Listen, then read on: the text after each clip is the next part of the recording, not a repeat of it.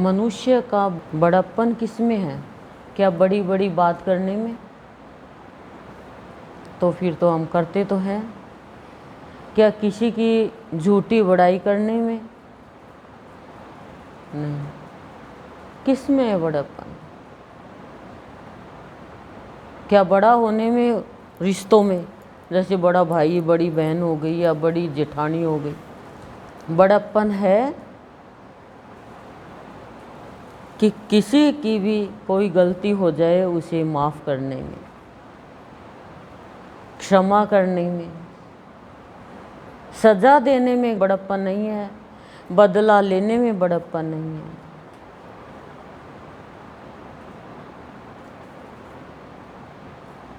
किसी के भी ऊपर जो दयनीय है उसके ऊपर दया करने में बड़प्पन है।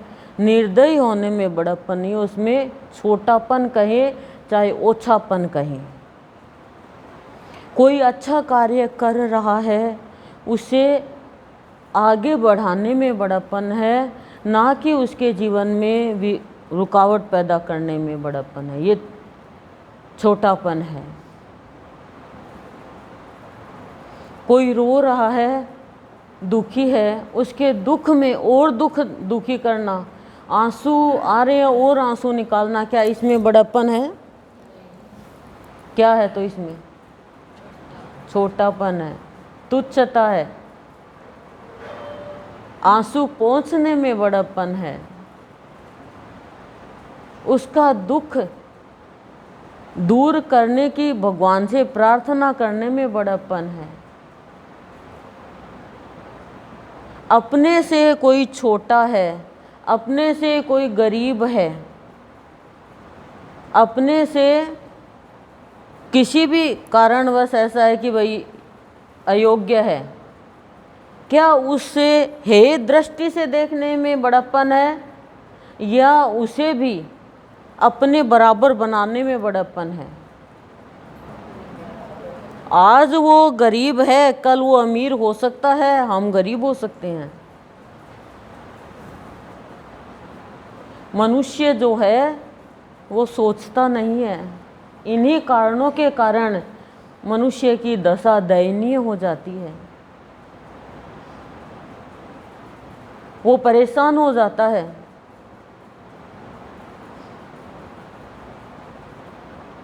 कोई भी प्रश्न हमारे अंदर में है, हम गुरुदेव के सामने आकर रखें, हमें जवाब मिलता है, अज्ञात में मिलता है, क्योंकि ज्ञात में जवाब देने लायक अभी है नहीं, हम सहन नहीं कर पाएंगे वो ज्ञात में हमें जवाब देगा तो। लेकिन किसी व्यक्ति के मार्फत, किसी बच्चे के मार्फत, अपने प्रवचन के मार्फत हमें वो मार से बचाता है और बेशुमार प्यार करता है, तभी आज उसका बड़प्पन चल रहा है। बड़ी बड़ी बात करने में बड़प्पन नहीं है। जैसे ही प्रकाश हुआ अंधेरे का पता नहीं रहता है, और जैसे ही प्रकाश गायब हुआ अंधेरा आक्रमण करता है। अंधेरे का मतलब क्या होता है कि हमें सामने रखी हुई चीज़, सामने बैठा हुआ व्यक्ति भी दिखाई नहीं देता है। और अज्ञान रूपी अंधेरा जब प्राणी की आंखों के आगे छा जाता है तो प्राणी को अच्छाई नज़र नहीं आती है, अपना भविष्य नज़र नहीं आता है।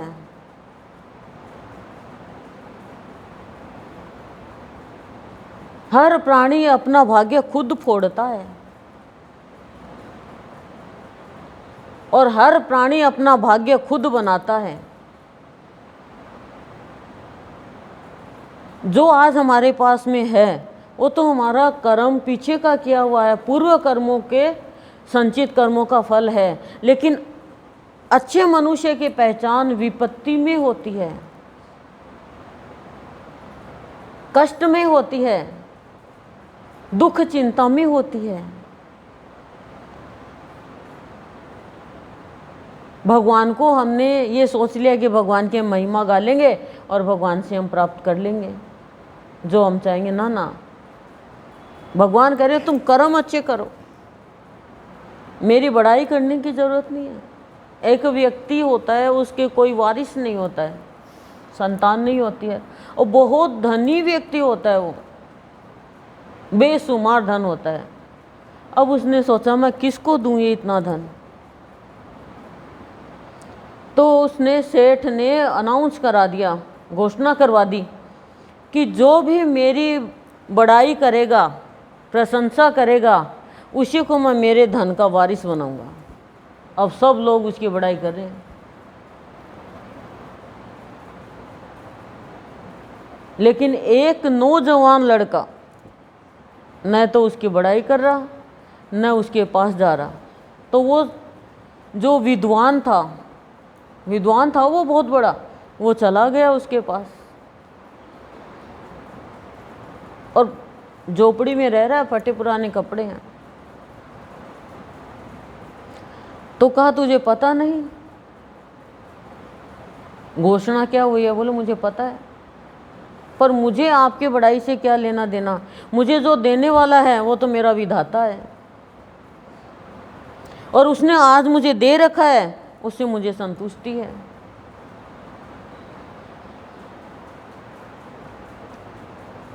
विद्वान ने कहा ये ही मेरे धन का वारिस है, ये नौजवान ही मेरे धन का वारिस है।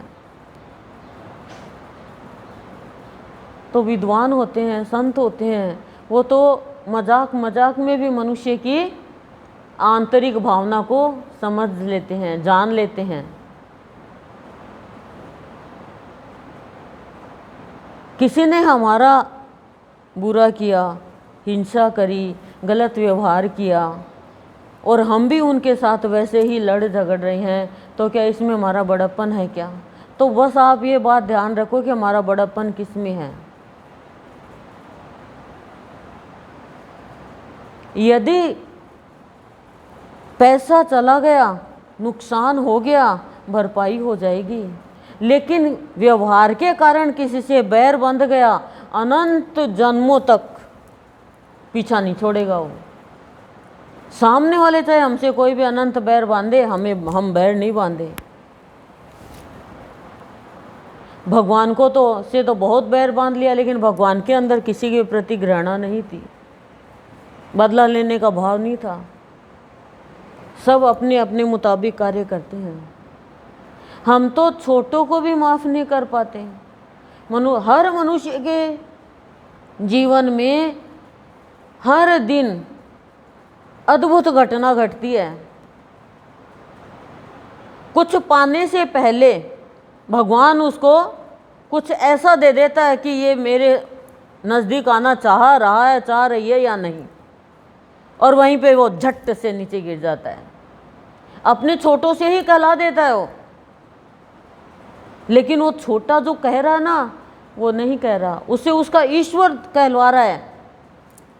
रह जाते हैं, अवसर चूक जाते हैं, हीरा बनने के समय कोयला ही बने रह जाते हैं। भगवान आप क्या खर्च कर रहे हो ये नहीं देखते हैं, वो तो आपको मिल जाएगा।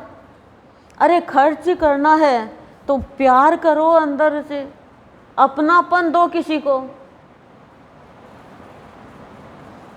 लेकिन हम तो 10 रुपए का एक बिस्किट दिला के भी एहसान करते हैं।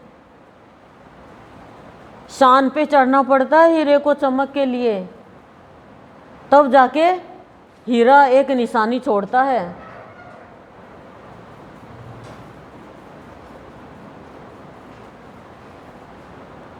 इतने दाग से भरा हुआ हमारा जीवन संत धोता है, संत खत्म करता है। हर प्राणी का दिल दाग धब्बों से गंदा हो रहा है। आप ये मान के चलो, एक तरफ मायापति है और एक तरफ माया है। मायापति आपको अवसर देगा और माया आपको नीचे गिराएगी। माया आपको रोकेगी, लड़ाई करवाएगी, झगड़ा करवाएगी, बुराई करवाएगी, काम लाएगी, घृणा करवाएगी। माया बड़ी प्रबल होती है, मायापति देखता ही रह जाता है। तो मायापति का क्या बिगड़ा? बिगड़ा तो उस प्राणी का। चाहे कितने भी पापड़ बेलना पड़े, कितने भी कष्ट आए, कितने भी कचोटे, कितने भी कसौटी पे कसना पड़े, लेकिन जो हमें अवसर मिला भगवान की भक्ति का, सत्संग का, उसको हम कभी भी त्याग नहीं करें, कभी भी त्याग नहीं करें। चाहे कोई अपमानित करे हमें, कोई हमें रोके, कोई हमें टोके, कोई हमें जलील करे, कोई हमें अपशब्द कहे, कोई हमसे दुर्व्यवहार करे, लेकिन हम वो अवसर चूक गए, सिर धुन धुन पछताते रहो। वो एक ही अवसर आया एक दिन का, अब पता नहीं कब अवसर आएगा, लेकिन हम अपने अहंकार के कारण, अपनी अकड़ के कारण, अपनी मैं के कारण